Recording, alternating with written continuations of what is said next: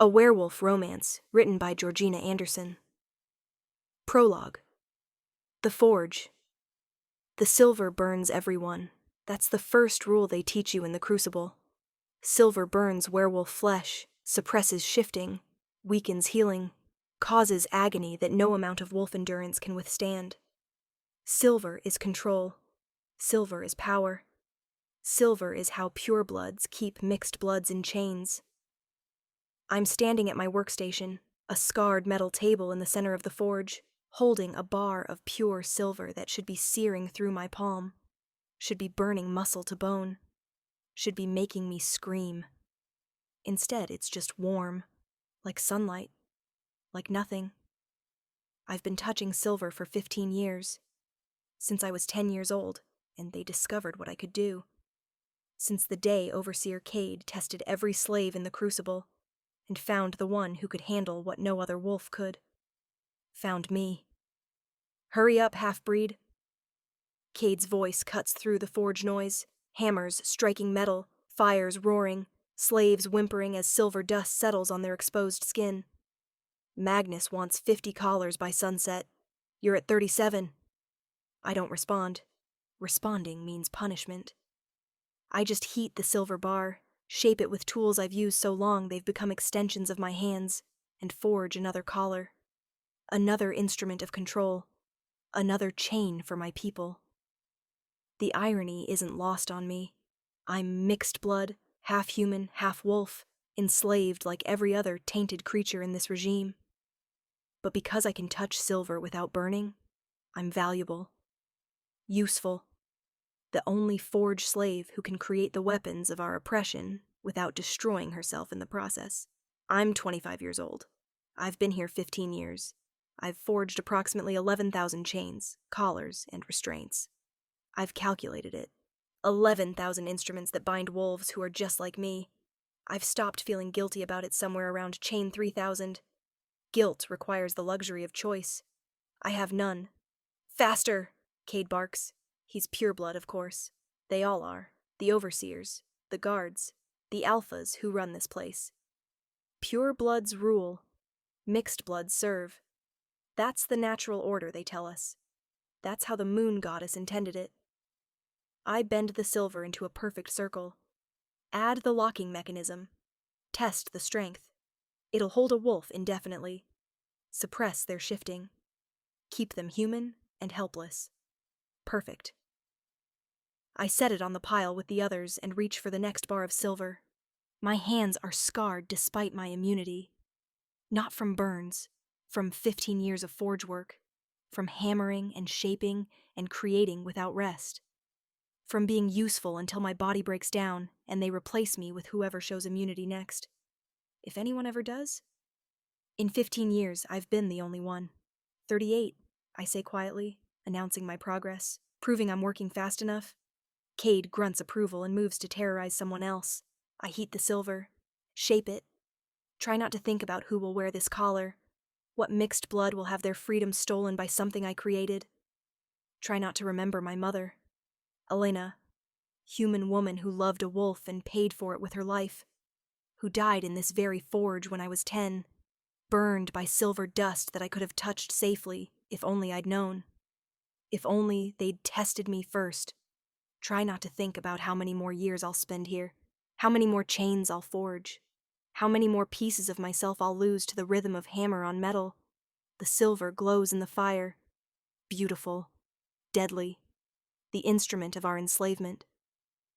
I pick it up with bare hands that should burn and don't, and I forge another chain, because that's what I do. That's what I am. That's all I'll ever be. Kira Steelborn. The slave who can touch what burns. The weapon who forges weapons. The wolf who binds her own kind. I'm the reason purebloods can control us so efficiently, and I've stopped hoping for anything different. Part 1. The Crucible. Chapter 1.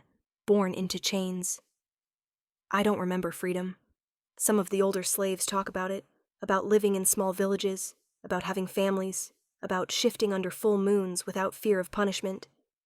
They remember the time before Thornclaw Pack conquered the territories, before Magnus Thornclaw declared pure blood supremacy and systematically enslaved every mixed-blood wolf in the region. I was born 3 years after the conquest, born in captivity, born to a human mother who'd been captured alongside her wolf mate, born mixed blood in a world that considered that a crime. My father died before I was born, executed for contaminating the bloodline by mating with a human. My mother survived long enough to name me. Kira, she called me, because I was born at night, and night meant darkness, and darkness meant hiding, before they separated us. I was raised in the children's pens, taught basic wolf skills by other slaves, learned to shift when I was 8, learned that shifting without permission meant beatings, learned to be quiet, obedient, invisible, learned that mixed bloods existed to serve, that our lives were owned by purebloods who'd earned their dominance through superior bloodlines. Natural order, they called it. I called it survival. When I was 10, Overseer Cade assembled all the children in the Crucible's main yard, maybe 40 of us. All mixed blood, all terrified. "We need to replace a forge worker," he announced. Not sad, not apologetic, just stating fact. Elena died this morning, silver poisoning. We need someone who can handle the metal without burning. Someone useful. My mother. He was talking about my mother. She died that morning and I hadn't known, hadn't been told. Found out in an assembly where they were recruiting her replacement. "We're going to test each of you," Cade continued. "Touch the silver bar. The one who can hold it longest without screaming becomes the new forge worker. The rest go back to standard labor." They brought out a bar of pure silver, laid it on a table, called us forward one by one. The first child touched it and screamed immediately, pulled back with palm blistered and raw. The second lasted maybe 3 seconds. The third collapsed from pain. I watched 20 children try and fail, watched them burn, watched overseers laugh at their weakness. Then it was my turn. I touched the silver bar. It was warm. Just warm, not burning, not painful, just warm. I stood there holding it, confused, while everyone stared. "How long has it been?" Cade asked someone. 30 seconds. "Keep holding it," Cade told me. I held it. 1 minute, 2 minutes, 5 minutes. No pain, no burning, no damage. Cade smiled. "We found our forge worker." That was 15 years ago. I've been in the Crucible ever since. Chapter 2. The Rhythm of Chains. The Crucible operates on rigid schedule. Wake at dawn, work until noon, brief rest for food, work until sunset, sleep in crowded pens, repeat. 7 days a week, 52 weeks a year, 15 years. I forge chains, collars, restraints. Occasionally weapons for the pure blood guards, anything silver that needs expert crafting. The work is monotonous, meditative in a horrible way. Heat silver, shape silver, cool silver, repeat. I work alone at my station. Other slaves handle the fires, the transport, the finishing work. But the actual silver touching, that's all me, because I'm the only one who can. It makes me valuable, untouchable in a different way. Guards don't beat me like they beat others. Overseers don't push me to exhaustion. I'm fed better, given slightly more rest, treated almost like a person instead of property. Almost. "Kira." Ronan's voice interrupts my work. He's another mixed blood, maybe 30 years old. Works the bellows, keeps the fires hot. One of the few slaves who talks to me despite my isolation. "What?" New shipment arrived this morning. 20 wolves from the Western Territories, all collared. They're saying Magnus is planning another expansion. I don't look up from my work. "Why tell me?" "Because you'll be making the chains that keep them here. Thought you should know." "I make chains for everyone, Ronan. Knowing their origin doesn't change that." "Doesn't it bother you?" His voice is quiet, careful. "That you're the reason we can't escape? That your gift is being used against your own people?" "My gift?" I laugh. Cold sound. Empty. "You mean my curse. And yes, it bothers me. Every single day. But bothered or not, I still forge chains, because that's what keeps me breathing. That's what makes me useful. That's survival. That's surrender. Same thing when you're a slave. He walks away, disappointed, hoping for rebellion I don't have. I bend over the forge and shape another collar. 39. Chapter 3. The Girl Who Couldn't Burn. The other slaves call me different things. Some call me chainmaker, others call me traitor. A few call me lucky because I'm treated better than most. None of them call me friend. I understand why. I'm the forge master, the one who creates their bonds. Even though I'm enslaved too, even though I'm mixed blood like them, my hands create the instruments of their captivity. That makes me complicit, even if I have no choice. There's one slave who doesn't avoid me, though. Mira. She's maybe 16, been here 2 years.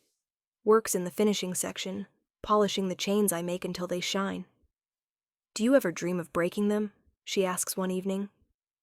We're in the sleeping pens, crowded space where maybe 60 slaves collapse after work. No privacy, no comfort, just exhaustion and the hope that tomorrow will somehow be less terrible. Breaking what? The chains. Using your gift to destroy instead of create. You can touch silver. That means you could break silver restraints, right?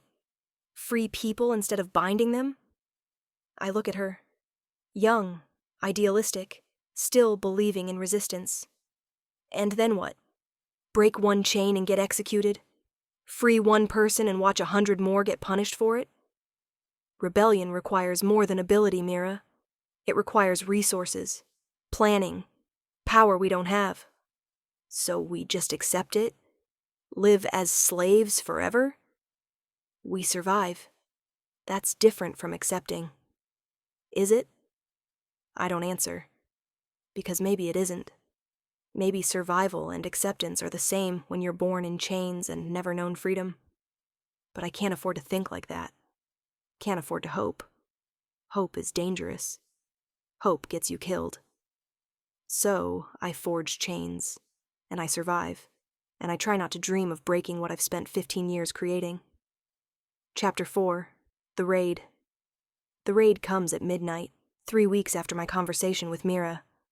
I'm sleeping, badly, like always, when the explosion rocks, the Crucible. Not metaphorical, actual explosion. The eastern wall detonates inward, showering the sleeping pens with stone and dust. Slaves scream, scramble, guards shout orders. I'm on my feet immediately, not running, not panicking, just assessing. Because panic kills faster than any enemy. Through the dust and chaos, I see them. Wolves, maybe 30 of them. Not pure blood guards, not Thornclaw enforcers. Different, rougher, wild in a way that captive wolves never are. Raiders. They're attacking the guards, moving with coordinated precision, taking down overseers, destroying checkpoints. Everyone out! One of the raiders shifts to human, male, maybe 30, tall, built like a warrior, covered in scars. He's shouting over the chaos. If you want freedom, you run now. We'll hold them off. Go! Slaves pour toward the breach, desperate, terrified, hoping this isn't a trap. I don't move, because this is a trap. Has to be. Nobody attacks the Crucible for slaves. We're too well guarded, too deep in Thornclaw territory, too worthless to risk lives over. Unless the raider is fighting his way through the forge, toward my station, ignoring the fleeing slaves, moving with purpose. He's looking for something. Someone. He's looking for me. I run, not toward the breach, toward the back storage rooms, toward the one exit the raiders might not know about, toward escape that doesn't involve trusting someone who wants me for something. Wait. His voice. Close. Too close. I'm not here to hurt you. I shift mid-stride. My wolf form is small, gray-brown, built for speed rather than combat. 15 years in a forge means I'm fast but not trained. Can't fight, can only run. I run. Through storage rooms, past silver stockpiles I could touch if I wanted, out the maintenance exit, into Thornclaw territory at night. Stop! The raider is behind me, also shifted. Massive wolf, black fur with gray streaks. Alpha-sized even though he's clearly not Thornclaw. He's faster than me, stronger, gaining ground despite my head start. I'm 10 yards from the forest, from potential escape, from maybe actually surviving this. He tackles me, we go down hard. His weight pins me, his jaws close around my neck. Not biting, just controlling. Showing dominance, proving I'm caught. I shift back to human involuntarily, naked, pinned, helpless. He shifts too, stays on top of me. Those eyes, gray, not gold, lock onto mine. I'm not going to hurt you, he says. Calm, steady, like pinning someone naked in the dirt is perfectly normal. My name is Damon Wolfhart. I'm here to free you. Bullshit, I spit. Nobody frees slaves. Nobody attacks the Crucible for mixed bloods. What do you actually want? You. Specifically you. He doesn't move off me, doesn't give me space. You're Kira Steelborn, the only wolf in the region who can touch silver without burning. I need that ability. I need you. Need me for what? To break chains, to free wolves, to dismantle the silver infrastructure that keeps Magnus in power. He leans closer. I'm building a rebellion. An actual rebellion. Against pureblood supremacy. Against the caste system. Against everything Thornclaw represents. And I need someone who can touch silver to do it. You're insane. Probably. Will you help me anyway? I stare at him. At the audacity. At the genuine belief in his eyes that I'd help someone. Trust someone. Risk everything for a rebellion that will probably fail. No. I'm not actually asking. His grip tightens slightly. You can come voluntarily, or I can knock you unconscious and drag you. Your choice. That's not a choice. He knocks me unconscious. Chapter 5. The Riftlands. I wake up to firelight and unfamiliar voices. My head pounds. My body aches. I'm dressed. Someone put clothes on me while I was unconscious, which is either considerate or creepy, depending on perspective. I sit up slowly. I'm in a cave. Natural formation, not man-made. A fire burns in the center. Maybe 20 wolves gathered around it. All of them watching me. She's awake, someone says. Damon appears. Still in human form. He crouches near me, careful not to get too close. You've been out for 6 hours. We're in the Riftlands now. Neutral territory. Safe. You kidnapped me. I rescued you. Without permission. That's kidnapping. Semantics. He hands me water. Drink. We need to talk. I don't drink. Don't trust it. Where are we? Like I said, the Riftlands. Territory between packlands that no one claims because it's too broken to be valuable. I've been building a resistance here for 3 years. Exiles. Rogues. Mixed bloods who escaped slavery. We're maybe 200 strong now. 200 wolves can't fight Thornclaw. Magnus controls 6 territories.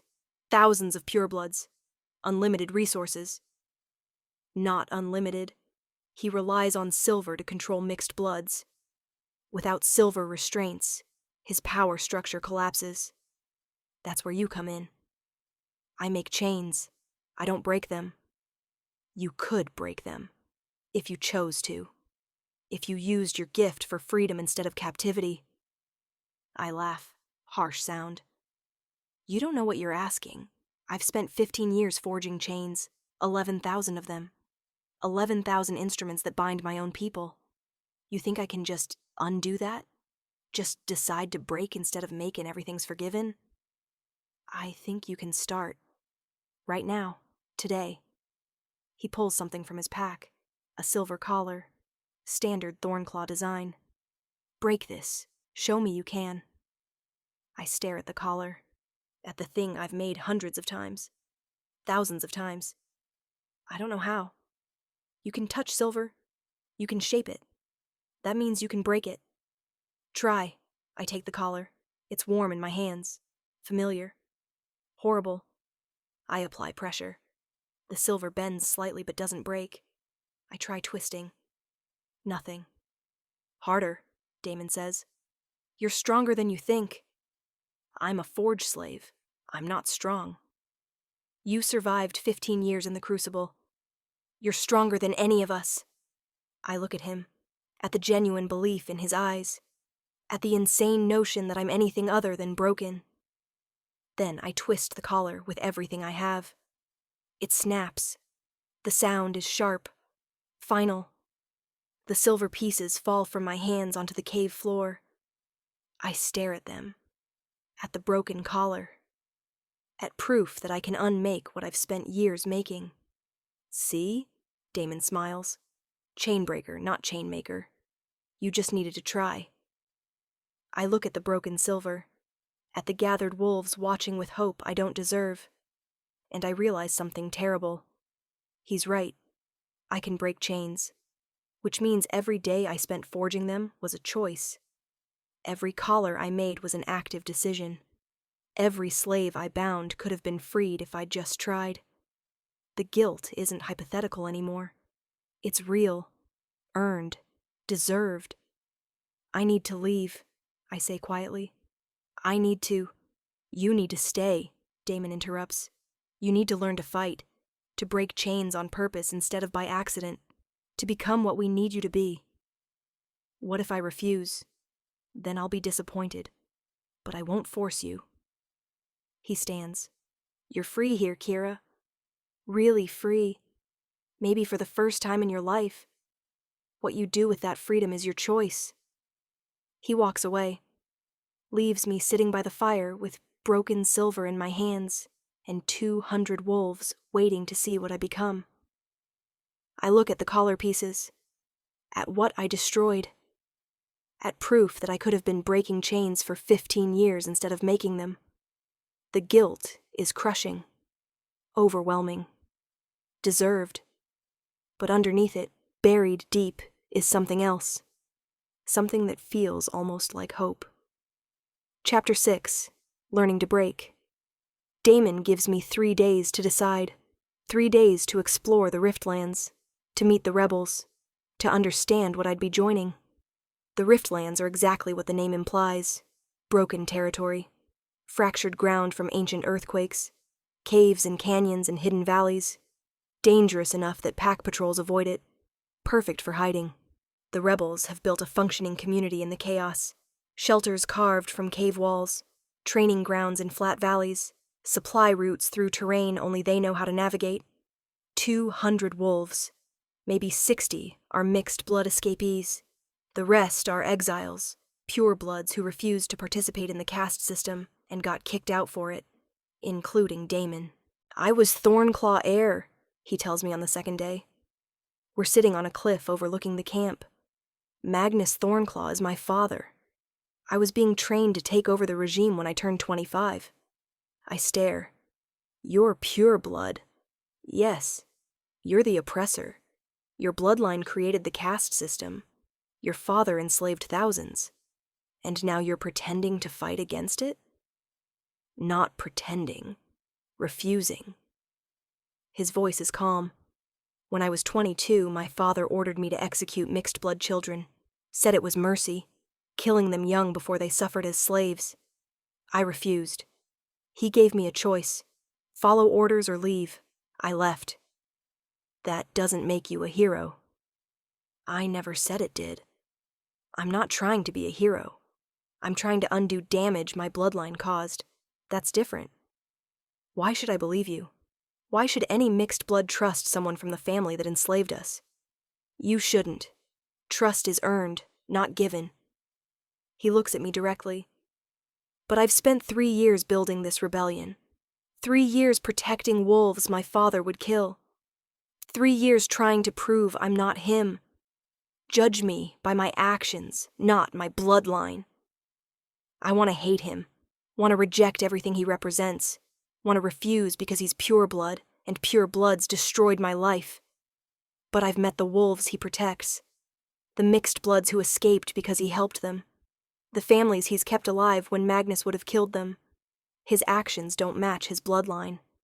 And that confuses me more than anything. Chapter 7. The First Chain. On the third day, Damon brings me to the prison. Not Thornclaw prison. Rebel prison. Where they keep pureblood soldiers captured during raids. Maybe 10 wolves. All collared. All helpless. Break their chains, Damon says. I stare. What? You want to help? Start here. These wolves are prisoners. Some will join us. Some will leave. All of them deserve the choice. Break their chains. Give them freedom. They're pure blood. They enslaved my people.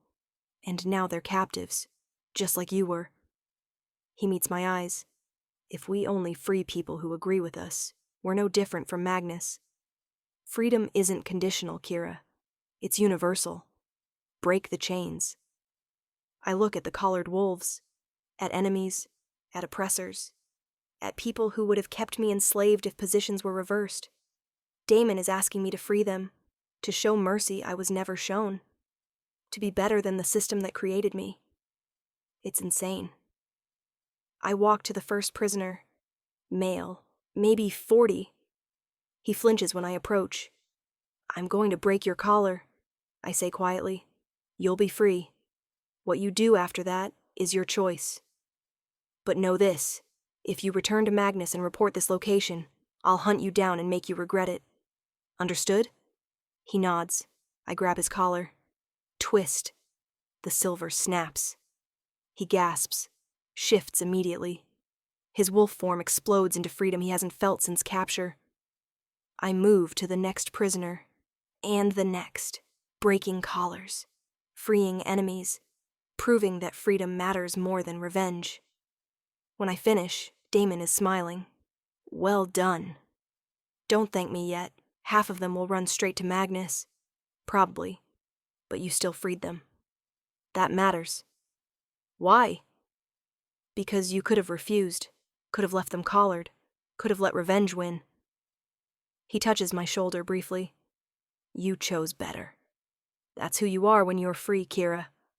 Remember that. He walks away. I stand among broken collars and freed enemies and wonder if I'm becoming something I don't recognize. Something that forgives instead of hates. That frees instead of binds. Something dangerously close to hope. Part 2. Breaking Free. Chapter 8. The Warrior's Path. Training begins the next morning. You need to learn to fight, Damon announces. We're in one of the flat valleys the rebels use for combat practice. Dawn light makes the broken terrain look almost beautiful. You can break chains, that's valuable, but you also need to protect yourself, to fight when breaking isn't enough. I'm a forge slave. I don't know how to fight. You're a rebel now. You learn. He tosses me a wooden training staff. Defense first, attack later. Ready? No. He attacks. Not hard, not trying to hurt me, just testing. A casual strike that any trained wolf would block easily. I don't block. The staff hits my shoulder. Pain explodes. Again, Damon says. We train for 3 hours. He's relentless. Patient, but uncompromising. Every time I fail to block, he strikes. Every time I drop my guard, he exploits it. Every time I complain, he ignores me. By the end, I'm covered in bruises. Exhausted. Furious. I hate you, I gasp. Good. Anger makes you focused. He offers water. You did well for your first session. I got hit approximately 40 times. And you got up 40 times. That's what matters. He sits beside me on the training ground. Fighting isn't about not getting hit. It's about getting hit and continuing anyway. You already know how to do that. You survived 15 years in the Crucible. Combat training is just applying that same survival instinct to different circumstances. It's not the same, it's exactly the same. Pain is pain. Endurance is endurance. You're already a survivor, Kira. I'm just teaching you to be a dangerous one. Over the next weeks, training becomes routine. Every morning. 3 hours. Damon drilling me in defense, offense, evasion. Teaching me to fight like a wolf who has nothing to lose and everything to prove. I'm terrible at first. Slow, clumsy. 15 years of forge work means I'm strong, but not coordinated. Can hammer silver, but can't throw a punch properly. But I learn. Slowly, painfully.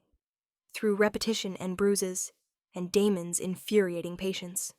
"You're getting better," he says after a month. "We're sparring. Actually sparring, not just me getting beaten. Faster, more aware. I'm still losing. You're lasting longer, that's progress." He circles me. "Try again. This time use your size. You're smaller. That's an advantage if you use it right." We fight. I duck under his strike, roll away from his grab. Actually land a hit to his ribs. He grins. "There it is. Keep that up." We train until I'm exhausted, until my muscles scream, until I forget to be afraid and just move. When we finish, I'm lying on the ground gasping. Damon sits beside me. "Why are you doing this?" I ask. "Spending hours training someone who's useless in combat. Someone who'll never be a warrior." "Because you're not useless. And you don't need to be a warrior. You need to be dangerous enough that people think twice before attacking you." He looks at me. "And because I care about whether you survive. That matters to me." Something in his voice makes me look at him differently. At the scarred, exiled alpha who kidnapped me, and somehow became the person teaching me to be free. "I still hate you for kidnapping me," I say. "I know. Keep hating me if it helps. Just keep training." Chapter 9. The Forge Reborn. Ronan finds me 2 months after my capture, or rescue, or whatever we're calling it. He appears at the Riftlands border one evening, half dead from exhaustion. Wounded, pursued by Thornclaw guards who wanted him back in the Crucible. "Kira," he gasps when Damon's scouts bring him to camp. "You're alive? They said you were dead. Said the raiders killed you." "I'm alive. Barely. What happened?" "After you left, Magnus went insane. Increased security. Started executing slaves for minor infractions. Trying to prevent more escapes. He collapses. I couldn't stay. Couldn't keep building fires that heat silver for chains. So I ran. Followed rumors about a rebellion in the Riftlands. Found you. We get him medical attention, food, rest. When he's recovered enough to talk, he joins me by the fire. "You look different," he observes. "Stronger, like you've been fighting." Damon's been training me, teaching me to defend myself. Damon Wolfheart, Magnus Thornclaw's son. Ronan's eyes widen. "You're trusting him?" "I'm learning from him. That's different." I pause. He's not like his father. He's trying to undo what Magnus built. By kidnapping slaves? By freeing them. I'm here by choice now, Ronan. I could leave. I stay because I struggle to articulate it. Because I'm learning to break chains instead of make them. Because there's purpose here beyond survival. He studies me. "You've changed. The Kira I knew in the Crucible never would have trusted a pureblood. The Kira you knew in the Crucible was broken. I'm trying to be something else." "What?" "Dangerous, useful, free. I don't know yet, but something better than what I was." Over the following weeks, Ronan integrates into the rebellion. He's good with fires, with metalwork, with the logistics of forge operations. Damon assigns him to the supply division, but Ronan also brings something else. Knowledge, understanding of how the Crucible operates, what its weaknesses are, where Magnus keeps his silver reserves. "We could raid it," Ronan suggests during a strategy meeting. "The Crucible. Destroy the forges. Free the slaves. Cut off Magnus's silver supply." "Suicide," one of the other rebels argues. "The Crucible is fortress-level security. We'd lose half our forces trying." "Unless we had someone who knows the layout," Damon says, looking at me. "Someone who worked there for 15 years. Someone who can touch silver and disable the security systems." Everyone turns to look at me. "You want me to go back?" I say slowly. "Back to the Crucible. to the place I was enslaved. I want you to free it, destroy it. Make sure no one else spends 15 years forging chains in that hell. Damon leans forward. You know the guards' patterns. You know where the silver is stored. You know which slaves can be trusted to fight back. You're the key to this working. And if I refuse, then we find another target. I won't force you to face that trauma again. His eyes are serious. But I think you want this. I think you need to go back and finish what you started when you broke that first collar. He's right. I hate that he's right. But the idea of returning to the Crucible, of walking through those forges where I spent 15 years enslaved, of facing the place that made me, it terrifies me. I'll think about it, I say. Chapter 10. Silver Weapons. 3 months into my time with the rebellion, I discover something unexpected. I can forge weapons, not chains, not collars. Actual weapons, blades, spears, arrows, all made from silver that I can touch and shape and perfect. Silver weapons that pure-blood wolves can't defend against. This changes everything, Damon says when I show him the first blade. It's crude, unpolished, but functional, deadly. If we can arm our forces with silver weapons, we're not just rebels anymore. We're an actual threat. I made chains for 15 years. Making weapons feels different? Wrong. Like I'm still creating instruments of harm, just aiming them at different targets. You're creating instruments of freedom. That's not wrong. That's justice. He tests the blade's weight. Will you make more? How many? As many as you can. Enough to arm 200 rebels. Enough to fight Magnus on equal footing. I spend the next weeks forging. Not in a prison forge. In a rebel workshop Ronan helped me design. Making weapons instead of chains. Creating tools of liberation instead of bondage. It feels different. Better. Like reclaiming my gift for something that matters. But it's still violence. Still death. Just aimed at people I've decided deserve it. The moral weight never quite leaves. You're brooding again, Damon says one evening. He's taken to visiting the forge, watching me work, keeping me company in the strange way that's become comfortable. I'm thinking. That's different from brooding. Barely. He sits on the workbench. Too close. We're always too close lately. What are you thinking about?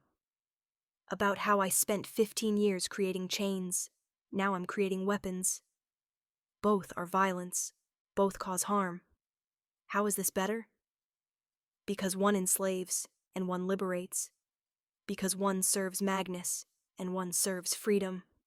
Because intention matters, Kira. You're not forging these weapons to oppress. You're forging them to break oppression. That's fundamentally different. Is it? Or am I just telling myself that to feel better about being a weaponsmith? Maybe both. Maybe that's okay. He watches me heat the silver. You're allowed to feel complicated about this. About everything. Trauma doesn't vanish because you've chosen a side. It just becomes something you carry while doing better. You sound like you're speaking from experience. I am. I spent 22 years as Magnus's heir. Learning to rule through fear. Watching mixed blood suffer. Believing it was natural order because that's what I was taught. He's quiet for a moment. I carry that every day. The guilt of complicity, of not questioning sooner, of being part of the problem for so long. How do you live with it? By trying to be better. By fighting the system I once served. By helping wolves my father would kill. He looks at me, and by accepting that I'll never fully undo the harm I caused. I can only try to create more good than I enabled evil. That has to be enough. Something shifts between us in that moment. A recognition. We're both carrying guilt. Both trying to be better than what we were made to be. Both choosing freedom despite the cost. Thank you, I say quietly. For what? For kidnapping me. For forcing me to leave the Crucible. For showing me I could be something other than what Magnus made me. He smiles. You're welcome. though I maintain it was rescue, not kidnapping. Semantics. Important semantics. We sit in comfortable silence, the forge fire crackling, silver cooling on the workbench, two broken people learning to build something better together. I don't call it love, not yet. But it's something. Something that feels dangerous and hopeful, and absolutely terrifying. Chapter 11. The Growing Divide. Not everyone in the rebellion trusts Damon. That becomes clear during a council meeting 4 months into my time here. We're discussing strategy, whether to raid supply lines or focus on freeing more slaves.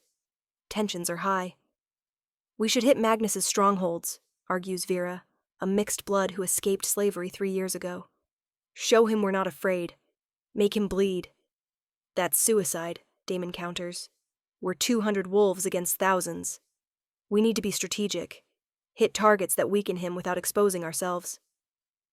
Easy for you to say, Vera snaps. You're pure blood. You've never felt silver burn your skin, never been collared, never lost everything to Magnus's regime. You're playing at rebellion while we've lived the cost. The room goes quiet, tense. You're right, Damon says calmly. I haven't experienced what you have. I can't fully understand that trauma. But I'm trying to help, trying to use my knowledge of Magnus's tactics to keep us alive long enough to actually win. Or you're sabotaging us, keeping us weak enough that your father stays in power. Vera stands. How do we know you're not still loyal to him? That this isn't an elaborate trap? Because I've been fighting him for 3 years. Or you've been playing both sides. Pure blood prince pretending to help mixed bloods while secretly reporting to Daddy. It's perfect cover. Damon's jaw tightens.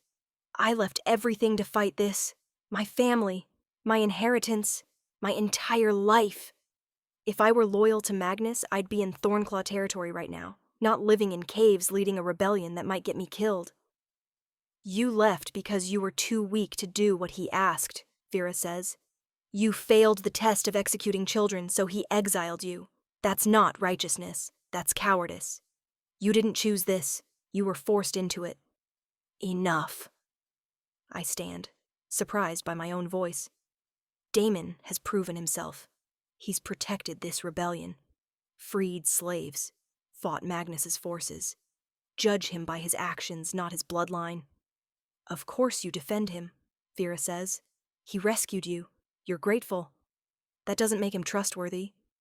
He's earned trust through 3 years of consistency, through protecting wolves Magnus would kill, through building something that threatens the entire caste system. I meet her eyes. You want to question him? Fine, but base it on evidence, not prejudice. We're supposed to be better than Magnus. That means judging people by their choices, not their birth. The room divides. Some agree with me. Others with Vera.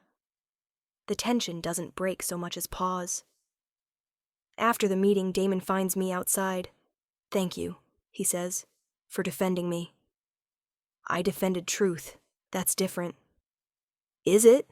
He leans against the cave wall. Vera's not wrong, you know. I am pure blood. I did have privilege. I can't fully understand what you've experienced. But you're trying. That matters. Does it? Or am I just making myself feel better while actual victims do the real work of healing? You're fighting beside us, risking everything. That's not performative. That's genuine. I move closer. Stop questioning whether you deserve to be here. You've proven it. The only people who doubt you are the ones who can't imagine pure bloods choosing mixed bloods over their own power. And you? Do you doubt me? I think about it. About 4 months of training together, of conversations by the forge, of him teaching me to be dangerous, and me teaching him what slavery actually means. No, I say. I trust you. That terrifies me. But I trust you. Something changes in his expression. Softens. I trust you too. That's equally terrifying. We stand close. Too close. The space between us charged with something neither of us has named. Kira, don't, I interrupt. Whatever you're about to say, don't. Not yet. Not while we're building a rebellion and people doubt you and everything's complicated. When? Then. When we've won. When Magnus is defeated. When mixed bloods are free. When there's time for personal feelings that aren't tangled up in survival and strategy and guilt. That could be years. Then we wait years. I step back, creating distance. I can't afford feelings right now, Damon. Can't afford to care about someone when caring means vulnerability, when it means weakness, when it means another thing Magnus can use against me.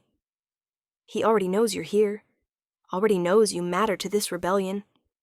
Caring about me doesn't change your vulnerability. It just makes the fight more bearable. Or it makes it harder. Because now I'd have something to lose beyond my own life. Now I'd be fighting to protect you too. Now I'd have to survive not just for me, but for the possibility of us. Would that be so terrible? Yes. No. Maybe. I don't know how to answer. So I walk away. Leave him standing there. Leave the feelings unspoken, and the tension unresolved, and the possibility unexplored.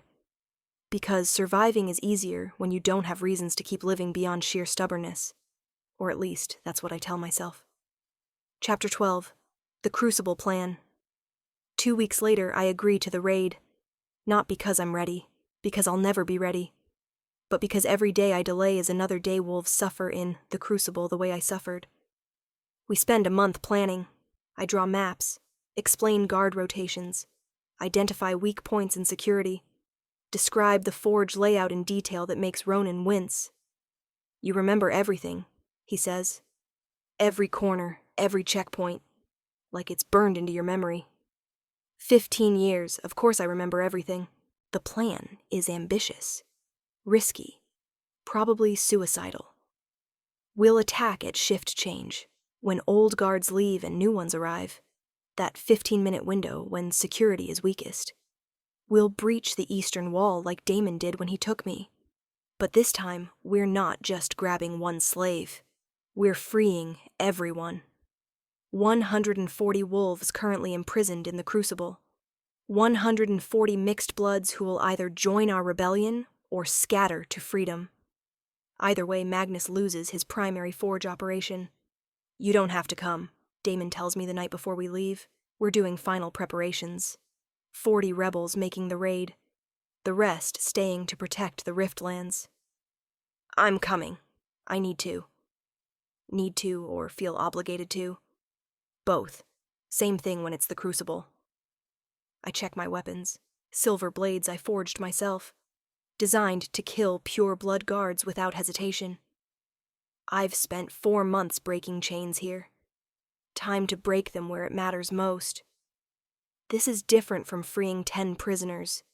This is walking back into your trauma, into the place that defined your entire life. If you're not ready, I'll never be ready, but I can do it anyway. That's what you taught me. Pain doesn't stop action. It just makes action harder. I look at him. I'm doing this, with or without your approval. You have my approval, and my backup, and my promise that if this goes wrong, I'll get you out, even if it costs everything. Don't make promises you can't keep. I don't. His eyes are serious. You matter to me, Kira. More than is probably smart. More than is definitely convenient. But true. You matter. Remember that tomorrow. Why tell me now? Because we might die tomorrow, and I don't want to die without you knowing. I should deflect. Should maintain distance. Should protect myself from feelings that make me vulnerable. Instead, I close the space between us and kiss him. Not gentle, not tentative. With 4 months of accumulated tension and unspoken feelings, and the certainty that tomorrow might kill us both. He responds immediately, pulls me closer, kisses back with the desperation of someone who's been wanting this and denying it for months. When we break apart, we're both breathing hard. That was stupid, I say. Completely stupid, he agrees. We're about to raid the Crucible. This complicates everything. Everything was already complicated. He touches my face, but now it's complicated and worth surviving for. That's an improvement, is it?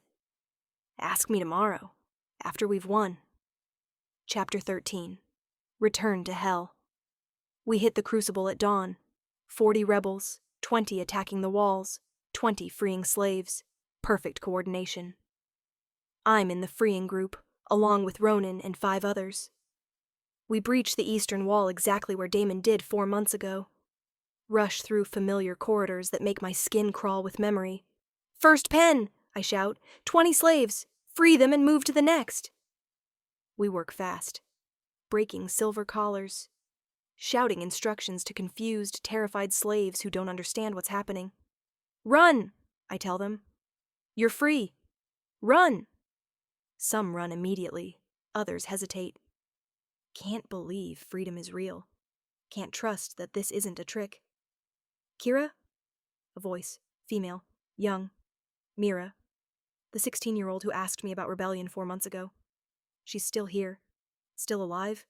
Still hoping. Come on, I grab her hand. You wanted freedom. Here it is.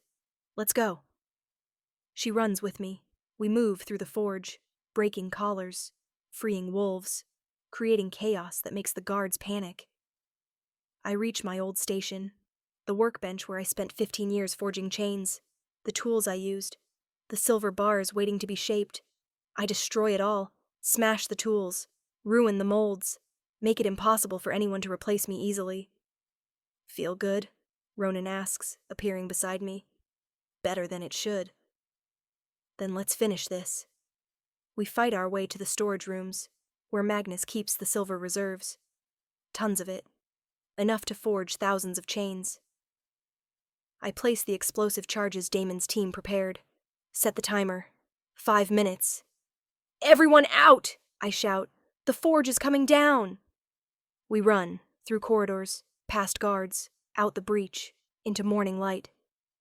The explosion rocks the Crucible 30 seconds after we clear the walls. The entire eastern section collapses. Fire and smoke. Destruction on a scale I've only imagined. 120 slaves escaped. 20 died fighting guards. 40 joined our rebellion immediately. The rest scattered to freedom. The Crucible, Magnus's primary forge operation, is destroyed. We won. I stand in the forest watching it burn and feel nothing. Not triumph, not satisfaction. Just exhaustion and the hollow understanding that destroying the place doesn't erase 15 years of trauma. You okay? Damon appears, covered in blood that isn't his. Alive. Whole. No, but I will be. That's good enough. He pulls me close, just holding me, letting me process. You did it. You freed them. You destroyed the place that made you. That matters. Does it? They'll rebuild. Magnus will find another forge worker eventually. This is temporary victory. All victories are temporary. That's why we keep fighting. He kisses my forehead. Come on, let's go home. Home. The Riftlands. The rebellion. The place I've chosen instead of the slavery I was born into. We walk back together. 40 rebels and 80 freed slaves, building something better from the ashes of what Magnus created. Behind us, the Crucible burns, and I don't look back. Part 3. The Silver Revolution. Chapter 14. Consequences. Magnus's retaliation comes 3 days after we destroy the Crucible, not against us directly. He can't find the Riftlands. We're too hidden, too scattered, too careful. Instead, he targets mixed-blood villages, small settlements outside his direct control, places where mixed bloods live free but vulnerable. He burns them. 5 villages in 3 days. Maybe 200 wolves dead. Children, elders, families who'd never even heard of our rebellion. Killed because Magnus wants to prove that resistance has consequences, that defying him means everyone suffers. The survivors flee to the Riftlands, terrified, traumatized, asking why we brought this violence down on them. "This is your fault," one woman screams at me. Her daughter died in the fires. "You destroyed the Crucible. You poked the bear. Now my child is dead because you wanted revenge." I have no answer. Because she's right. The rebellion cost her everything. "This isn't Kira's fault," Damon says firmly. He's addressing the gathered refugees and rebels. Maybe 400 wolves now. "This is Magnus's fault. He chose violence. He chose to burn innocents. That's on him, not us." "But we gave him the excuse," I say quietly. "We attacked his forge. Of course he retaliated. We knew he would. We just didn't care enough about who would pay the price." "So what's your solution?" Damon asks. Not angry, just tired. "Stop fighting? Let Magnus continue enslaving mixed bloods? Accept the caste system because resistance costs lives? I don't know, but burning villages of innocents wasn't part of the plan. It's never part of the plan. That's what makes Magnus a monster." He looks at the assembled wolves. We can't control his response. We can only control our choices. And my choice is to keep fighting. To make the Crucible's destruction mean something. To build a world where mixed bloods don't live in fear of being burned for someone else's rebellion. Some wolves agree. Others look uncertain. The woman who lost her daughter just glares at me with hatred I absolutely deserve. That night, I sit alone on the cliffs overlooking the Riftlands, processing, failing to process. Just sitting with the weight of 200 deaths that are partially my responsibility. "You're thinking too hard again," Damon says, appearing beside me. 200 wolves are dead because I destroyed the Crucible. 200 wolves are dead because Magnus is a tyrant. You didn't kill them. He did. I gave him the reason. He didn't need a reason. He's been killing mixed bloods for decades. You just made him angry enough to do it openly instead of quietly. Damon sits. "You can't take responsibility for his evil, Kira. That's what he wants. He wants you to feel guilty. To stop fighting. To surrender because resistance costs too much. Maybe it does cost too much. Or maybe freedom always costs blood. And the question isn't whether to pay the price, but whether we're willing to pay it." He looks at me. "I know this is hard. I know you're carrying guilt you don't deserve. But we can't stop now. Not when we've started something that actually threatens him. What if we lose? What if all this death amounts to nothing? Then at least we tried. At least we fought. At least mixed bloods died knowing someone was fighting for them instead of just accepting their slavery." I lean against him, taking comfort I probably don't deserve. I hate that you're right. I hate it too. Would be easier if the moral choice was obvious instead of complicated. We sit in silence, two people carrying impossible weight, trying to be better than the system that created them, trying to believe that freedom is worth the cost. Chapter 15. The weapon revealed. A week after Magnus burns the villages, I discover something unexpected. I'm in the forge. We've built a proper one now, not just a field workshop, creating more silver weapons. We've got maybe 600 wolves in the rebellion now. All the refugees joined. Word is spreading about a mixed blood uprising. We need weapons. Lots of weapons. I'm shaping a spearhead when it happens. The silver is molten, glowing, perfect. I reach to pull it from the fire with bare hands like always. But this time, something's different. The silver responds to me, not just to my touch, to my intention. It shapes itself, bends to my will without hammer or force, just pure thought translating into form. I stare at the spearhead, at the perfect, complex design I visualized, that I created without touching. "What the hell?" I whisper. "Kira?" Ronan's voice. He's working the bellows. "You okay?" I think I just shaped silver without tools, just by willing it. That's not possible. Watch. I focus on another bar of silver, heat it mentally, and it heats, shape it mentally, and it bends. cool it, and it solidifies. No hammer, no tongs, no physical contact. Just my intention making silver obey. Moon's mercy, Ronan breathes. You're not just immune to silver, you can control it. We test it over the next hours. The limit seems to be proximity and focus. I can manipulate silver within maybe 20 feet. Can shape it, heat it, even make it move through air if I concentrate hard enough. It's not just immunity, it's dominion. Complete control over the metal that's enslaved my people for decades. When Damon hears, he comes to the forge immediately. "Show me," he demands. I demonstrate, taking silver bars and reshaping them into complex weapons without touching them, creating chains and immediately breaking them, making silver dance through the air like living things. "This changes everything," Damon says. His voice is awed. "You're not just a forge master. You're a silver mage. You can disable every chain, every collar, every weapon Magnus has, just by willing it. I don't know the limits. Don't know if it works on silver that's already forged into complex items. Don't know if distance matters. Then we test. We train. We figure out exactly what you can do." He's excited now, tactical mind already seeing applications. "If you can control silver remotely, you can break collars without touching slaves. Can disable Magnus's weapons during battle. Can turn his greatest advantage into our greatest weapon. Or I'll exhaust myself trying and get everyone killed. Or you'll change the entire war."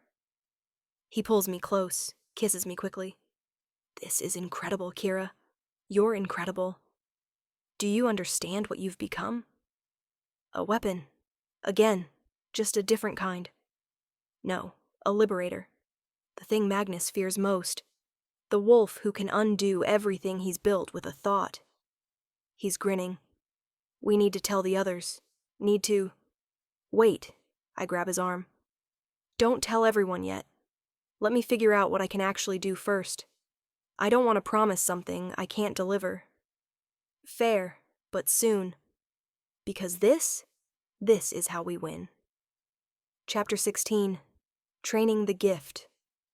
I spend the next month training my silver manipulation. It's exhausting. Every use drains me, like lifting weights with a muscle I've never exercised. But the muscle grows stronger with practice. I start small, breaking single chains, reshaping small items, making silver flow like water. Then bigger, breaking multiple collars simultaneously, creating complex weapons from raw silver, manipulating silver while it's in motion. By the end of the month, I can break 20 collars at once, can reshape 50 pounds of silver in under a minute, can make silver weapons fly through air and strike targets with deadly accuracy. It's not unlimited. I can work for maybe an hour before exhaustion forces me to stop. And complex manipulation, like breaking collars that are actively fighting against my will, takes more energy than simple tasks, but it's enough. More than enough. "You're ready," Damon declares after watching me disarm an entire squad of sparring partners without moving. "Time to tell the rebellion what you can do." We call a gathering, 400 wolves assembling to hear whatever announcement their leaders have. "Kira has discovered something," Damon begins. "Something that changes our entire strategy against Magnus. Show them." I step forward, take a breath, focus. 20 volunteers wearing silver collars step into the center.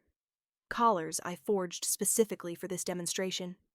I raise my hand, focus my will, and break all 20 collars simultaneously. The sound of snapping silver echoes through the gathering. The volunteers gasp as collars fall from their throats. The crowd erupts into shocked murmurs. "Kira can manipulate silver," Damon announces. "She can break chains without touching them, can disable weapons remotely, can turn Magnus's greatest advantage into our greatest weapon. We're not just a rebellion anymore. We're a revolution." The crowd processes this. Some cheer. Some look afraid. Of me, of what I've become. Some just stare in disbelief. "This means we can free slaves without risking close combat," Damon continues. "Can raid prisons from a distance. Can disable Magnus's forces while they're still armed. Kira isn't just valuable. She's the key to everything. After the announcement, wolves approach me, some grateful, some cautious, all treating me differently than before. I'm not just a rebel now. I'm a resource, a weapon, the thing they need to win. It feels uncomfortably like being back in the Crucible. Valuable, useful, defined by my ability to manipulate silver. "You okay?" Damon asks that night. We're in his quarters, a cave carved into the Riftland's cliff face. Private, intimate. The place we've been spending more nights together as our relationship evolved beyond strategy into something real. I'm a weapon, again, just for a different side. You're a person with a gift. That's different. Is it? Everyone looked at me today the same way Overseer Cade used to. Like I'm valuable because of what I can do, not who I am. I don't look at you that way. Don't you? You're the one who said I'm the key to everything, that I'm how we win. That's not seeing me as person, that's seeing me as resource. He's quiet for a moment. You're right. I'm sorry. I got excited about the tactical advantage and forgot that you're not just a tool for the rebellion. You're someone I care about, someone I love. That should come before strategy. I stare. You love me? Yes. Have for months. Thought it was obvious. You've never said it. Because you asked me not to. You said to wait until after we'd won. Until there was time for personal feelings. He moves closer. But I'm tired of waiting. Tired of treating what we have like it's secondary to the rebellion. You matter to me, Kira. Not because you can manipulate silver. Because you're you. Stubborn and brilliant and broken and healing and absolutely terrifying in the best way. I don't know what to say. Don't know how to process someone loving me for reasons that have nothing to do with my usefulness. So I kiss him instead. Let action replace words I don't have. When we break apart, he's smiling. Does that mean you love me too? It means I'm trying to. Learning how. It's hard when you've spent your entire life being valued only for what you produce. Then we learn together. Both of us figuring out how to be people instead of just rebels. How to have something worth fighting for beyond the fight itself. We spend the night learning, talking, being vulnerable in ways that feel dangerous and necessary. And for the first time since the Crucible, I feel like maybe I'm more than my ability to forge chains. Maybe I'm someone worth loving beyond my usefulness. Maybe I'm free in ways that have nothing to do with broken collars. Chapter 17. The Silver March. 3 months after discovering my silver manipulation, we're ready. Ready to stop raiding, stop hiding, stop being a rebellion and become a revolution. We march on Thornclaw Hold, Damon announces to the assembled forces. We've got maybe 800 wolves now. Mixed bloods, exiles, refugees. All of them armed with silver weapons I forged. All of them trained in tactics Damon developed. All of them ready to fight. Magnus has ruled for 25 years, Damon continues. 25 years of pure blood supremacy, of mixed blood slavery, of systematic oppression. That ends now. We march. We fight. We free every slave in his territory. We end the caste system, forever. The crowd roars approval, hungry for this, for confrontation, for the chance to fight back instead of just surviving. This isn't suicide, Damon says. We have advantages Magnus doesn't expect. Kira can disable his silver defenses. We have silver weapons he can't counter. We have 800 wolves fighting for freedom instead of orders. We can win this. We will win this. More cheering, more enthusiasm, more belief that maybe, finally, freedom is possible. I stand beside Damon and try to share his confidence. Try to believe we won't all die in the next week.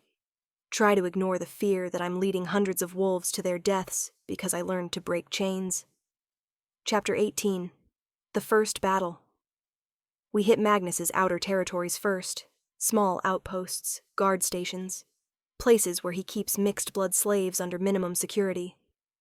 I break their collars from a distance. 50 wolves freed without a single casualty. They join us immediately. Grateful, desperate. Armed with weapons we provide. We move through Magnus's territories like a storm, each victory bringing more freed slaves. Each freed slave joining the march, each day making us stronger while making him weaker. By the time we reach Thornclaw Hold, Magnus's capital, his fortress, his seat of power, we're 1,500 strong. Mixed bloods and exiles united, all of them ready to end this. Magnus meets us on the field outside his fortress. He brings 3,000 wolves, purebloods, warriors, trained soldiers who've never questioned their right to rule. Damon!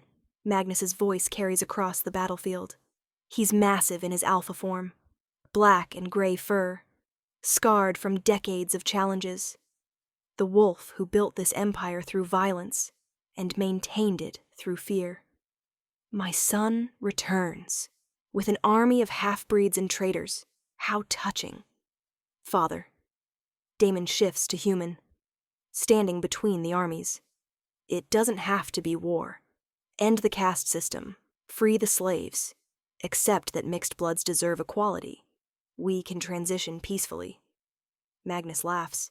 Actually laughs. You think I'll surrender? Give up power because some slaves and my failure son demand it? The caste system is natural order. Pure bloods rule because we're superior. That's not tyranny. That's biology. That's bigotry. And it ends today. It ends when you're dead, and your rebellion is crushed, and every half-breed here is collared and returned to their rightful place as property. Magnus signals his forces. Attack! Kill the traitors! Collar the survivors! My son gets brought to me alive. I want to watch him die slowly. 3,000 wolves charge. Kira! Damon shouts. Now! I step forward. Focus. Reach with my will toward every silver collar, every silver weapon, every silver piece of equipment Magnus's forces carry. And I pull. 3,000 collars snap simultaneously. Weapons fall from hands. Armor comes apart. Every piece of silver Magnus relies on to control his forces, disabled in an instant. His army stumbles, confused, suddenly fighting without the tools they've always relied on. Now! Damon roars. Charge! We surge forward. 1,500 freed slaves and exiles against 3,000 purebloods who've just lost their advantage. It's not fair fight. It's a slaughter. But not of us. Of them. Because we're fighting for freedom. They're fighting for tradition. And freedom is always more powerful than fear. Chapter 19. Father and Son. The battle rages for 3 hours. Brutal, bloody. Wolves dying on both sides. But slowly, steadily, Magnus's forces break. Some surrender, some flee, some fight to the death defending a system they can't imagine living without. By sunset, it's over. Magnus's army is shattered, his fortress breached, his regime ending. I find Damon and Magnus facing each other in the ruins of the throne room, father and son, alpha and exile, the architect of oppression, and the rebel who tried to undo it. You should have killed me when you had the chance, Magnus says. He's wounded, bleeding, but still proud, still certain of his superiority. When you were 22 and refused my orders. I should have killed you then instead of exiling you. That was my mistake. Your mistake was building an empire on slavery and thinking it would last forever, Damon counters. Systems built on oppression always fall. I just helped it fall faster. And what will you build? Some mixed-blood paradise where the weak rule the strong? That will collapse in a generation. Natural order will reassert itself. Natural order is wolves cooperating instead of dominating. That's what we'll build. Slowly, imperfectly, but better than what you created. You're naive, idealistic, weak. Magnus shifts to human, kneeling, accepting death. End it. Prove you're strong enough to kill your father. Damon looks at his father, at the monster who raised him, who taught him cruelty and called it strength, who built an empire on suffering and called it natural order. Then he steps back. "No," Damon says. "I won't give you martyrdom. Won't let you die as some tragic figure defending his principles." He gestures to the mixed-blood wolves surrounding them. "They decide your fate, the people you enslaved. Let them choose justice." The freed slaves surround Magnus, looking at the wolf who destroyed their lives, who killed their families, who created the system that made them property. "We could kill you," one woman says. Her name is Sarah. Former forge slave, she was freed in our first raid. "Could make you suffer the way you made us suffer. Could give you the death you deserve." Magnus says nothing, just waits, proud even in defeat. "But we won't," Sarah continues, "because killing you makes you important, makes you matter. You're not a monster. You're just a scared wolf who needed to feel superior to feel safe. And that's not worth our revenge." She looks at the others. "Exile, like he exiled Damon. Send him into the wilderness. Let him survive as rogue. Let him experience the isolation he inflicted on everyone he cast out. That's justice." The others agree, murmuring approval, choosing mercy over revenge, choosing to be better than what Magnus made them. "Exile it is," Damon declares. "Magnus Thornclaw, you're banished from these territories. If you return, you'll be killed. But we won't hunt you, won't give you the dignity of being hunted. You're just irrelevant now. Dismissed. Forgotten." Magnus stares, shock replacing pride, because being forgotten is worse than being martyred. Being irrelevant is worse than being killed. They strip him of weapons, of supplies, of everything except clothes and enough food to reach neutral territory. Then they escort him to the border and let him walk away. Magnus Thornclaw, architect of 25 years of oppression, dismissed like he never mattered. It's the cruelest mercy possible, and exactly what he deserves. Chapter 20. The aftermath victory should feel triumphant. Instead, it feels hollow. We've won. Magnus is exiled, his regime dismantled. The caste system officially ended. Mixed bloods declared equal under new law. But 2,000 wolves died in the fighting. Thousands more wounded. Families destroyed. Children orphaned. Communities shattered. Freedom was bought with blood. And the bill is devastating.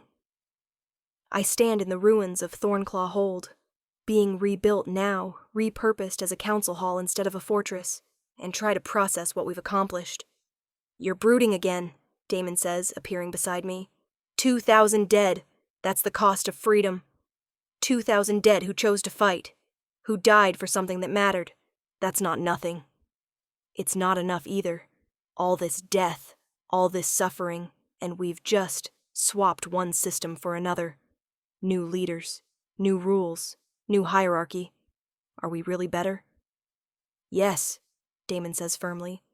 "We're building something where bloodline doesn't determine worth, where mixed bloods have rights, where wolves are judged by their choices instead of their birth. That's fundamentally different from what Magnus built." "Is it? Or are we just the new oppressors? The new alphas deciding what's best for everyone?"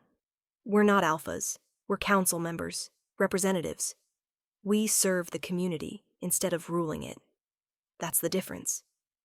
He takes my hand. "It's not perfect. We'll make mistakes, but we're trying to be better. That has to count for something." Maybe he's right. Maybe trying is enough. Maybe building something imperfect is better than accepting something terrible. I want to believe that. Part 4. The Silver Dawn. Chapter 21. Building Peace. Rebuilding is harder than destroying. That becomes clear in the first month after Magnus's exile. We've dismantled the caste system legally, declared mixed bloods and pure bloods equal, established a council instead of an alpha dictatorship. But laws don't change hearts. And centuries of pure blood supremacy don't vanish because we won a battle. Purebloods who survived the war are angry, resentful. They've lost their privileged position, lost their slaves, lost their entire worldview. Some accept it, adapt, recognize that equality is right even if it costs them power. Others don't. They sabotage, resist, form underground movements dedicated to restoring natural order. We're getting reports of attacks, Damon tells the council. 10 of us now. 5 mixed blood, 5 pure blood. Representatives instead of rulers. Pure blood extremists targeting mixed blood families, trying to intimidate them back into submission. We need to respond, argues Sarah. She's one of the council members now. Former Forge slave turned leader. Show them that attacks on mixed bloods have consequences. And risk looking like oppressors ourselves, counters Aldrich, a pure-blood council member who joined our rebellion early. We can't rule through fear. That makes us Magnus. We can rule through consequences, I say. Everyone turns to look at me. I don't speak often in council, prefer to observe, advise quietly. Not fear, consequences. If purebloods attack mixed bloods, they face justice. Real justice. Trials. Evidence. Proportional punishment. That's not oppression. That's law. And who enforces these laws? Another pureblood asks. Who ensures justice is actually just and not revenge disguised as policy? We create enforcement, peacekeepers, mixed blood and pureblood together, trained to protect everyone, not just one group. Damon leans forward. We're building something new. That requires new structures, new systems, new ways of ensuring safety without creating tyranny. The debate continues for hours. Every decision is complicated. Every solution creates new problems. But slowly, painfully, we build something.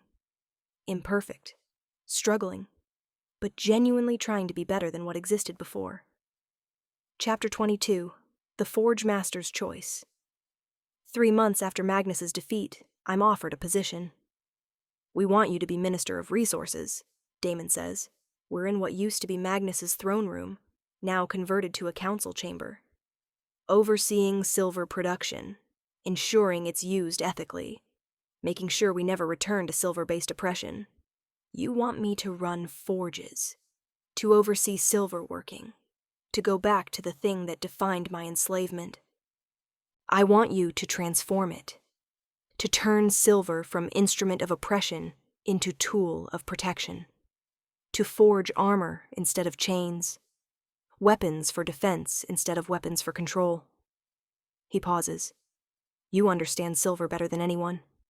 You can manipulate it, control it, ensure it's never used to enslave again. That's invaluable.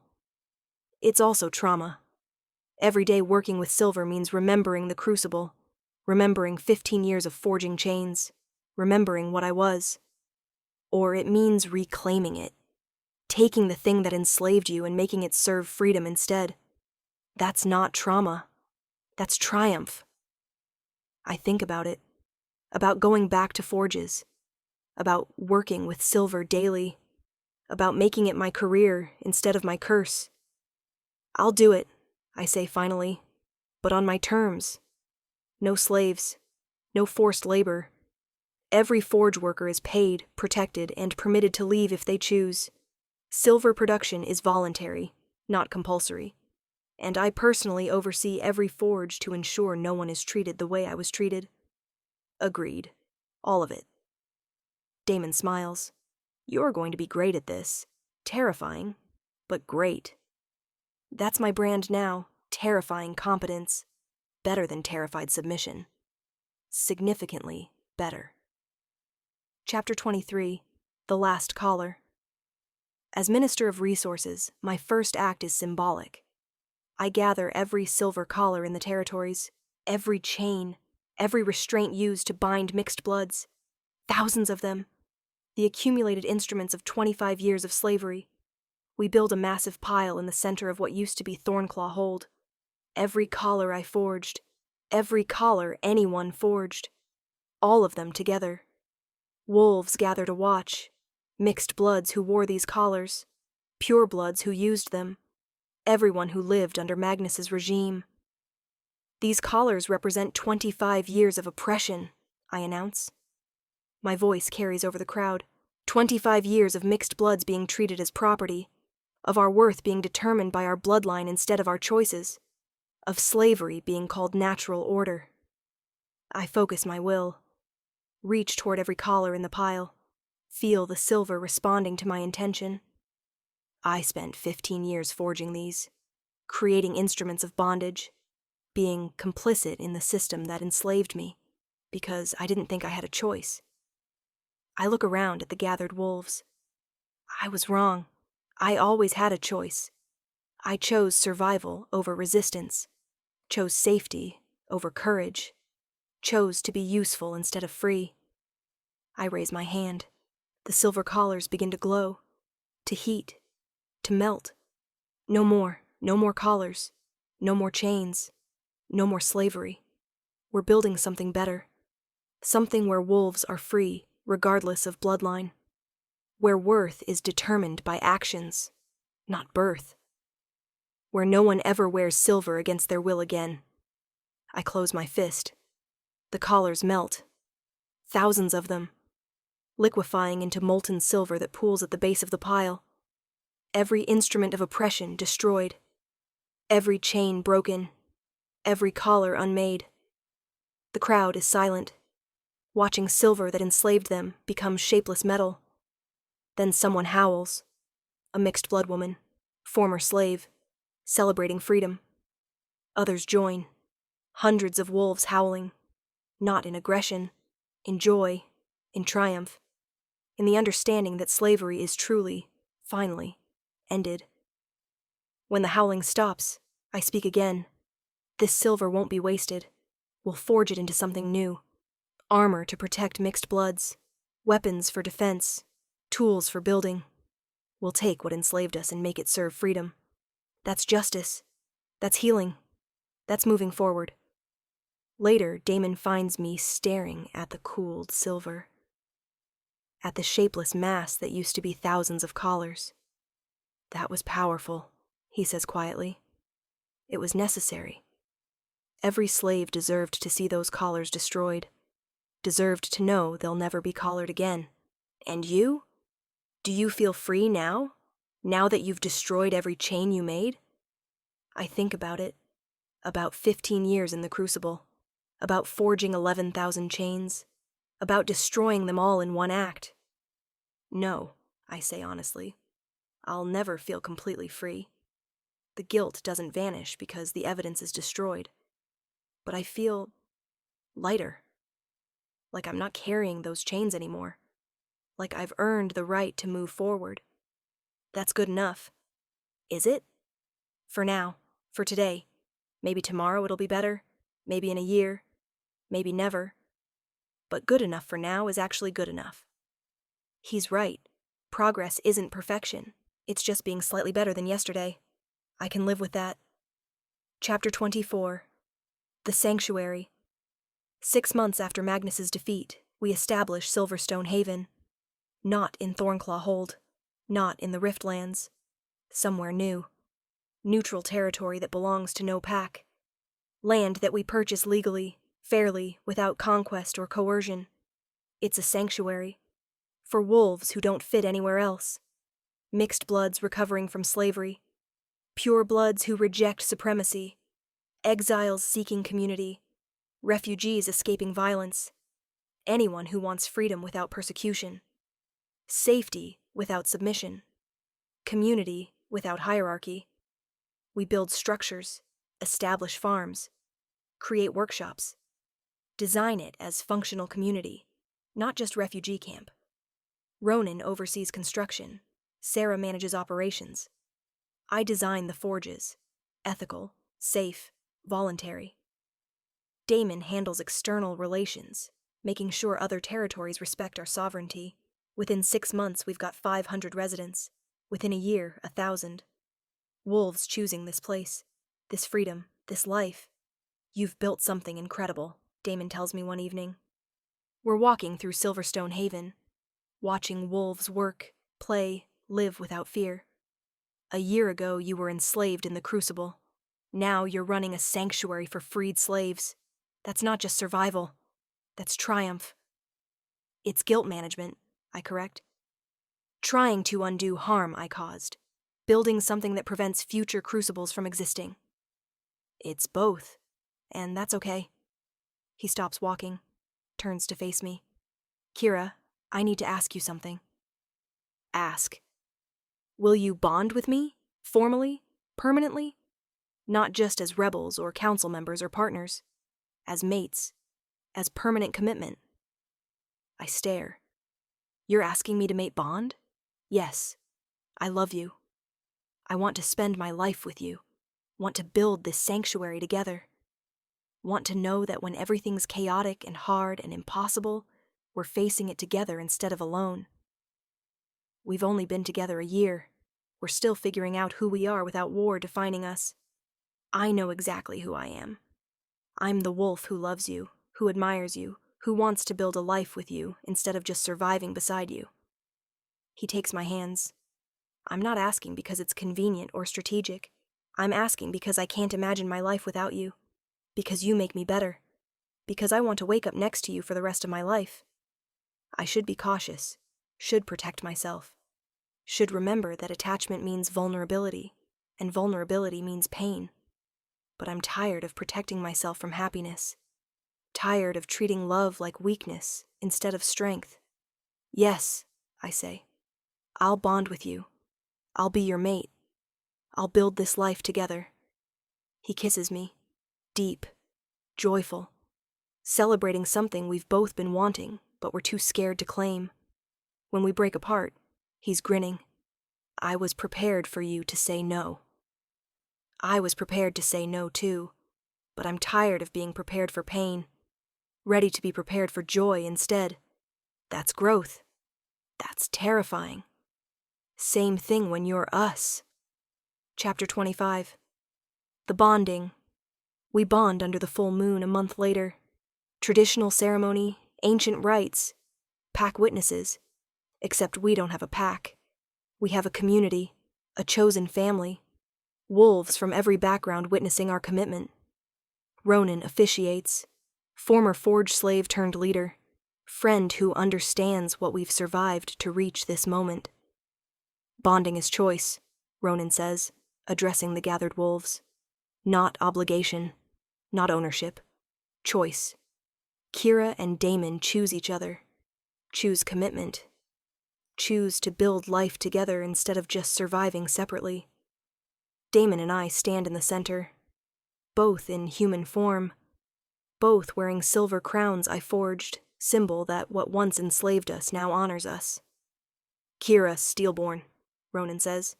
Do you choose Damon Wolfheart as your mate? As your partner? As the wolf you'll face life beside? I do. I choose him freely. I choose commitment freely. I choose love freely. I look at Damon. I choose you. Every day. Even when it's hard. Even when I'm scared.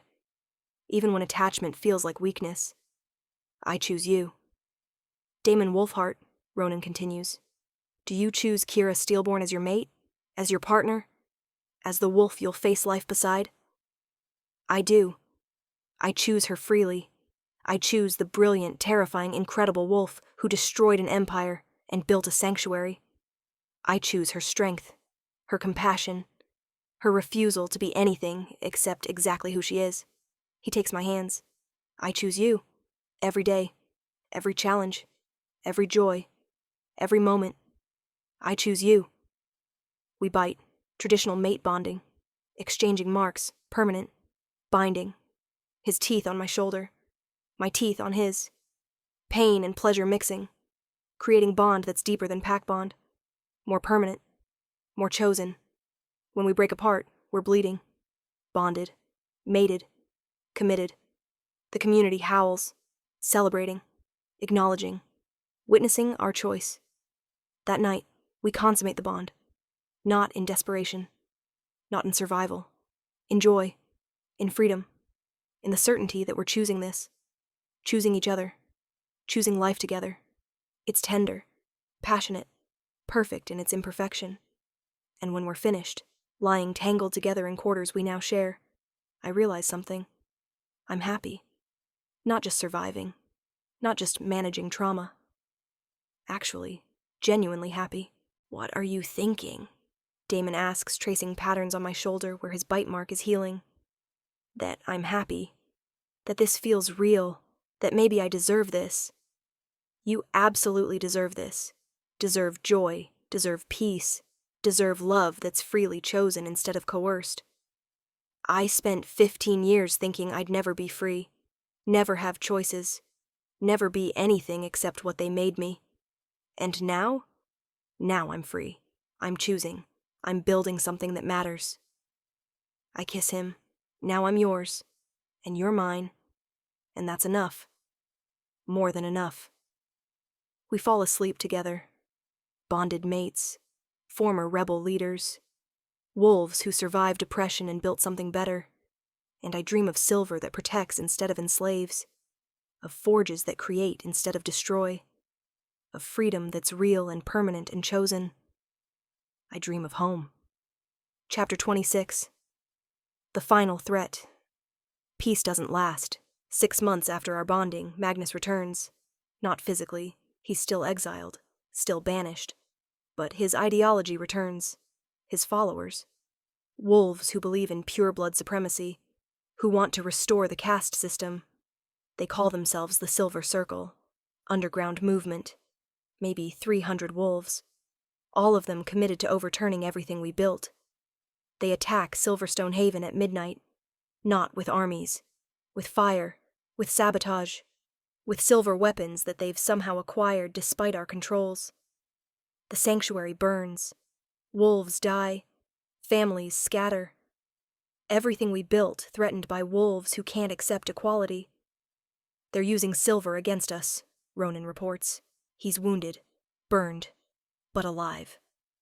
Not collars, weapons, arrows. Designed to kill mixed blood specifically. How did they get silver weapons? We control all production. They must have stockpiles. Hidden reserves from Magnus's regime. Enough to arm a small force. Damon is already organizing defense, rallying residents, establishing perimeter. Acting like the tactical genius he's always been. But I see the fear. In his eyes.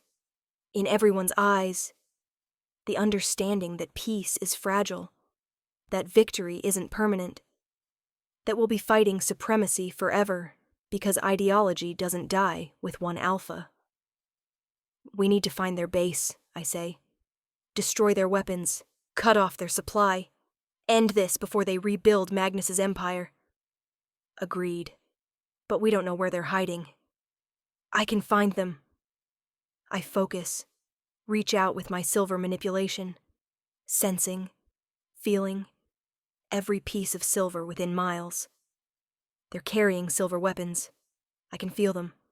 Follow the silver. Find the source. I close my eyes. Extend my awareness. Search. There. 5 miles north. A cave system. Dozens of silver weapons. Storage. An arsenal. Found them, I say. 5 miles north underground. They're storing everything in a cave system. Then we end this, Damon says. Tonight. Before they regroup. Chapter 27. The Silver Circle. We attack the Silver Circle at dawn. 50 wolves. All armed. All ready to destroy the last remnant of Magnus's ideology. The caves are defended. Guards. Traps. Pure blood supremacists willing to die for their cause. We fight through them. Brutal. Efficient. No mercy for wolves who want to restore slavery. I reach the storage chamber. Hundreds of silver weapons. Collars. Chains. Everything they'd need to reinstate the caste system. I destroy it all. Not just breaking. Not just disabling. I melt it. Liquefy every piece of silver. Make it unusable. Unreclaimable. Gone. The Silver Circle's leader finds me there. Male. Maybe 50. Pure blood. Scarred. Desperate. You're destroying our heritage, he snarls. Our right to rule. The natural order. There is no natural order, I interrupt. Just ideology you've mistaken for truth. Just supremacy you've mistaken for strength. Just fear you've mistaken for superiority. You're the slave who thinks she's free, the half-breed who thinks she's equal. You're an abomination. I don't let him finish. My silver manipulation reaches out, finds the blade at his belt, turns it against him, not killing, just disarming. Proving his superiority means nothing when I control what he relies on. I'm the slave who is free, I correct. The half-breed who is equal. The wolf who destroyed your empire and built something better. And you're just a scared man clinging to power he never deserved. I leave him disarmed, defeated, alive, but irrelevant. Like Magnus. Like all supremacists who can't imagine equality because they've built their entire identity on being better than others. We destroy the Silver Circle that night, scatter its members, end the last organized resistance to our new society. It won't be the last threat, won't be the last challenge. Ideology doesn't die in one generation, but we've proven we'll fight for equality, protect freedom, defend what we built. That has to be enough. Chapter 28. 2 years later. Silverstone Haven thrives. 2 years after Magnus's defeat. 18 months after destroying the Silver Circle. A year and a half of actual peace. We've got 3,000 residents now. Mixed bloods and pure bloods living together. Working together. Building something unprecedented. The forge operates ethically. Voluntary labor. Fair wages. No slavery. No coercion. Just wolves choosing to work with silver because they want to, not because they're forced. I oversee it all. Minister of Resources, Forge Master, the wolf who turned enslavement into empowerment. Damon runs external relations, negotiating with other territories, ensuring Silverstone's sovereignty, building alliances based on equality instead of dominance. Together, we've created something that shouldn't exist. A society without caste. A community without hierarchy. A place where worth is determined by actions, not bloodline. It's not perfect. We still have conflicts. Still have pure bloods who resent equality. Still have mixed bloods who struggle to believe they deserve freedom. But it's better. Significantly, measurably better than what existed before. Kira, Ronan calls. I'm in the main forge, designing new armor patterns. You have visitors, I look up. A group of young wolves, maybe 20 of them. All mixed blood. All former slaves who've heard about Silverstone and traveled here seeking asylum. Are you really Kira Steelborn? One asks. Female, maybe 16. The chainbreaker? The one who freed everyone? I'm Kira. I broke chains. I didn't free everyone. We freed each other. But you started it. You destroyed the Crucible. You defeated Magnus. You built this place. She looks around, awe in her eyes. You made it possible for mixed bloods to be free. I made it possible for mixed bloods to fight for freedom. That's different. You all freed yourselves by choosing to leave slavery, by choosing to come here, by choosing to believe you deserve better. Will you teach us? Another asks. Teach us to forge, to fight, to be like you? I look at these young wolves, at the hope in their eyes, at the belief that freedom is possible because we proved it could be. I'll teach you, but not to be like me, to be yourselves, to find your own strength, to build your own freedom. I smile. That's harder, but better. Deal? Deal. I spend the afternoon teaching them basic forge work, showing them silver, proving they can touch what once enslaved them without fear. That evening, Damon finds me on the cliffs overlooking Silverstone. You were amazing today, he says, with those young wolves, giving them hope. I was giving them skills. Hope is something they'll have to build themselves.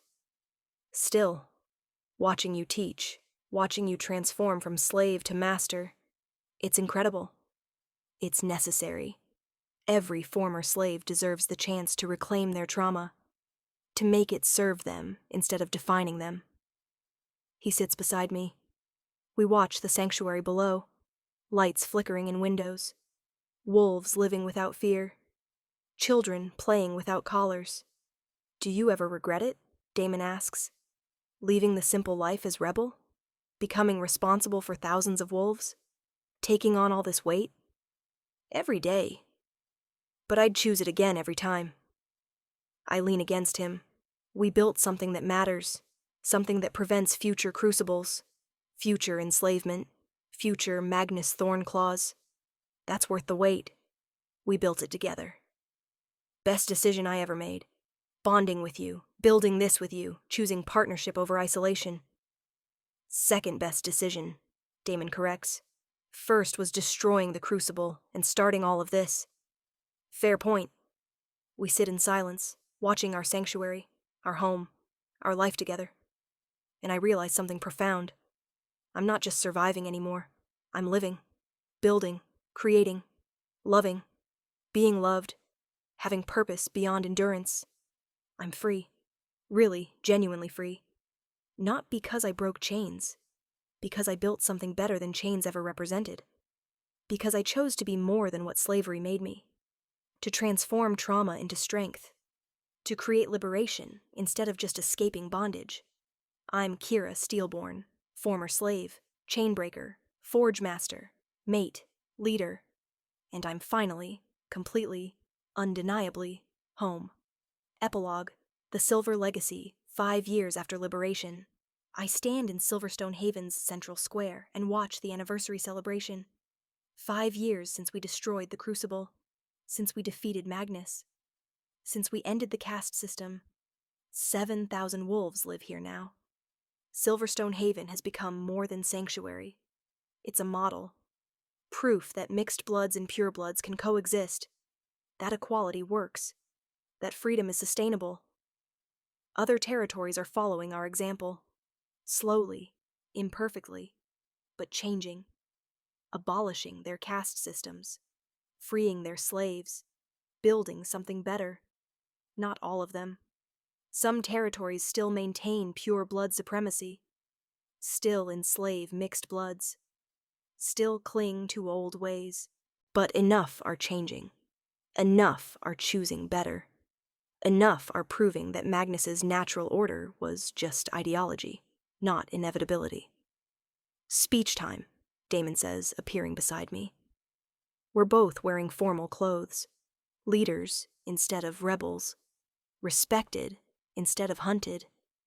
I hate speeches. You're amazing at speeches. Stop being modest. I'm not modest. I'm realistic. I break chains and forge weapons. That's my skill set. Not public speaking. Then speak about breaking chains and forging weapons. The crowd will love it. I step onto the platform. 7,000 wolves watching.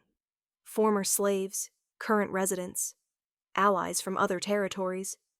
All of them gathered to celebrate 5 years of freedom.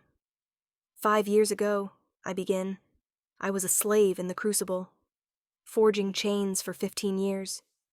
Creating instruments of oppression because I thought I had no choice, because I believed survival required complicity, because I was too broken to imagine resistance. The crowd is silent, listening. Then Damon Wolfhart kidnapped me. I smile slightly. He maintains it was rescue. I maintain it was kidnapping. We've agreed to disagree. But that kidnapping, or rescue, changed everything. It showed me that I could break chains instead of make them, could fight instead of submit, could choose freedom even when freedom seemed impossible. I look around, at faces I know, at wolves I've forged weapons for, at the community we built together. We've accomplished something unprecedented. We've built a society without caste, a community without slavery, a place where worth is determined by choices, not bloodline. That's not just victory, that's revolution. Cheers, agreement, celebration.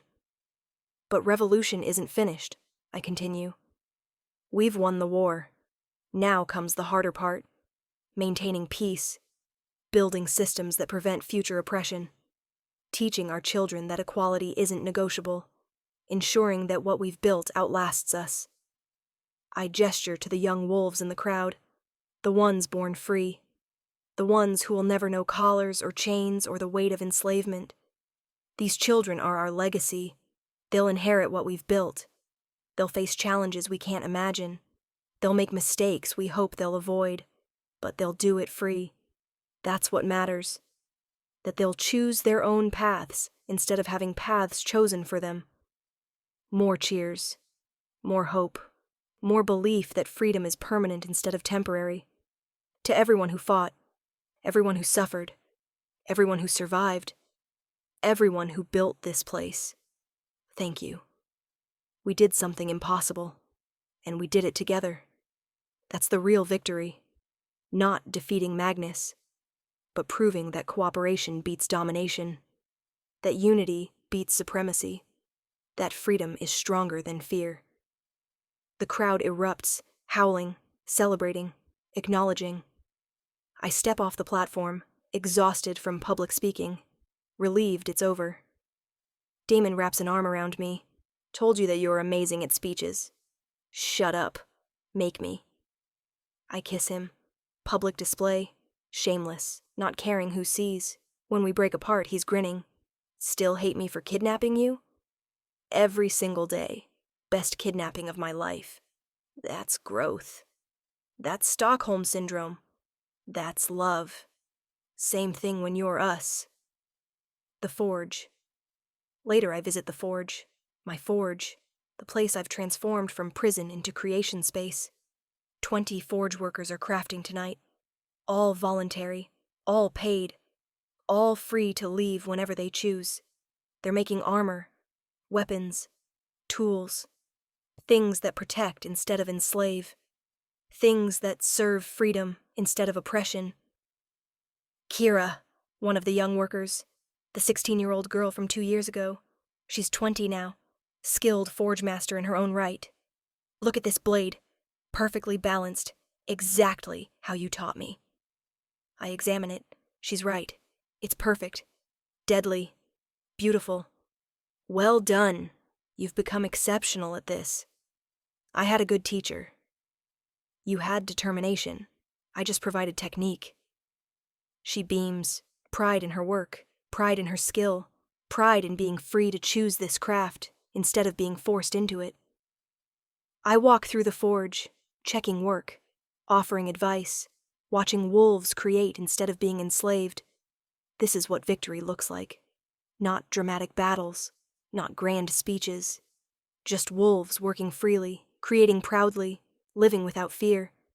This is what I fought for, what we all fought for. And it's enough. More than enough. It's everything. The future.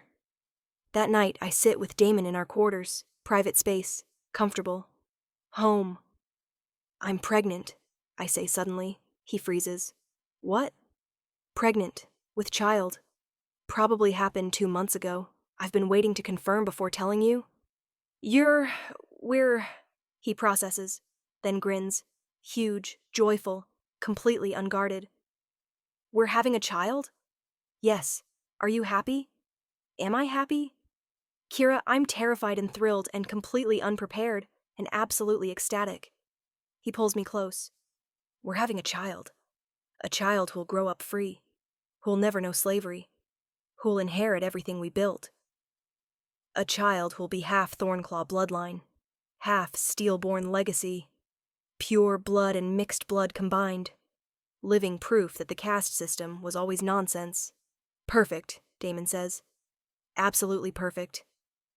We sit together, processing, planning, imagining our child growing up in Silverstone Haven, learning to forge, learning to fight, learning to build instead of destroy.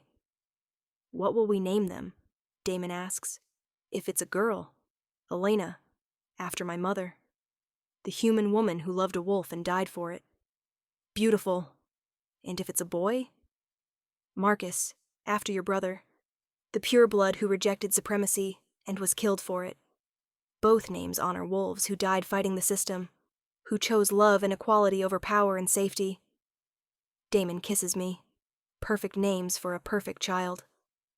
We plan late into the night, discussing future, imagining possibilities, building dreams on foundation of freedom we've created. And I realize something profound. I'm not just surviving anymore.